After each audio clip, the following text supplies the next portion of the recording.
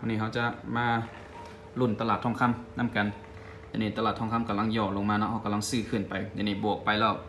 $41เนาะทุนใส่ทุนอยู่ประมาณ$550เนี่ยซื้อไปประมาณ15รายการเนาะซื้อขึ้น15ออเดอร์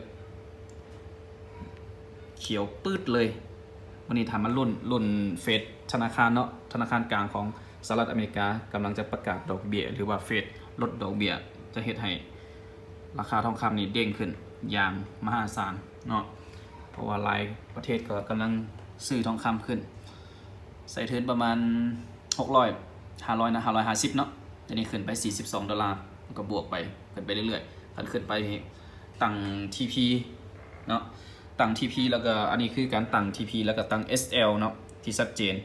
SL คือจุดขาดทุนแล้วก็ TP คือกำไรถ้ามันไปฮอตมันจะตัดเองเนาะถ้ามันฮอตพี่ในออเดอร์เนี่ยจะประมาณเนี่ยตั้งมาฮอตที่$3,730มันจะตัดถึงเองขึ้นไป50แล้วเนี่ย$50แล้วลุ้นน้ำกันเนาะมื้อนี้เนาะวันที่17กันยาเนาะลุ้นน้ำกันเฟดจะประกาศดอกเบี้ยพอดีทองคำย่อลงมามีโอกาสดีก็ซื้อขึ้นไปใส่ทุน500ไปเรียนเนาะเดี๋ยวนี้กำลังบวกอยู่ลุ้นน้ำกันเด้อท่านผู้ชมผู้ใดเข้ามาก็ฝากกดไลค์กดแชร์กดติดตามเนาะนี่คือช่องทางการซื้อขายคำโลกเนาะของตลาดโลกทั่วโลกเลยจะซื้ออยู่ผ่านแอปไหนก็แล้วแต่เนาะคือว่า Binance หรือว่าอันนี้ใส่ของ Xnet เนาะ Xnet คือแอปที่ได้มาตรฐานสากลหากผู้ใดจะตามก็ตามนำเด้อมื้อนี้มีโอกาสเนาะตอนท่องโยกนี่ซื้อไว้ถ้าขึ้นไปกลางคืนถ้าประกาศมันลุ้นกันเวลา 19:30 นาทีประกาศเฟดถ้าขึ้นปึ้งมาฮอด700ปลายเนี่ยโอ้เฮาก็กำไรประมาณ500ไปเรียนรุ่นน้ำกันเนาะเฮาเข้าลดน้อยๆเนาะลด0.01ลดน้อยๆแต่เอาป้องกันความเสี่ยงเนาะถ้าลดน้อยถ้ามันขึ้นกันนี่มันก็ขึ้นลายใน4เหรียญ5เหรียญถ้ามันขึ้นไปก็แต่มันขาดทุนกับจุดขาดทุนก็ขาดทุนหน่อยเนาะตั้ง stop loss ไว้ที่ชัดเจนเนี่ยตั้ง stop loss เท่ากับมีทุนหลายเนาะตั้ง stop loss อยู่ทั้งลุ่มโนแทบนาก็บ่ขาดทุนตัวนี้ถ้าเฮาวิเคราะห์ตลาดเฮาฮู้วิเคราะห์ตลาดหรือเฮาได้ข่าวจากวงในหรือว่าข่าวจากโค้ดเนาะโอเครุ่นน้ำกันได้ท่านผู้ชมปืดไปละ$40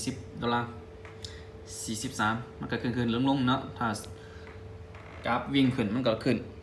กราฟสวิงขึ้นมันก็ขึ้นกราฟสวิงลงมันก็ลงติดลบลงรุ่นน้ำกันท่านผู้ชมหากผู้ใดเข้ามาก็ฝากกดไลค์กดแชร์กดติดตามทางช่อง YouTube TikTok Facebook เลยเนาะอันนี้คือวิธีการหาเงินอีก2ทางหนึ่งเนาะเก็งกำไรจากการซื้อขายสกุลเงินดิจิตอลหรือว่าทองคำบิตคอยอีเธเรียมเน้นแต่3ตัวเนาะหลักๆ1เจ้าต้องมีความรู้ความสามารถก่อนที่จะมาลงทุนด้านใดด้านหนึ่งเนาะที่จะสามารถเอากำไรจากมันเจ้าต้องมีความรู้และความสามารถว่าเจ้าสามารถหากำไรจากจุดนี้ได้บ่อันนี้คือสำคัญคือความรู้สำคัญเนาะหากว่าจะลงทุนใดก็มีความเสี่ยงเนาะถ้าบ่ลงทุนเขาก็บ่ฮู้ว่า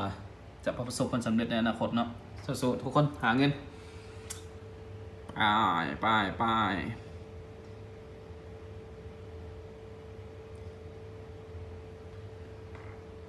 ลุยกันลุ้นหมดมือมื้อนี้$40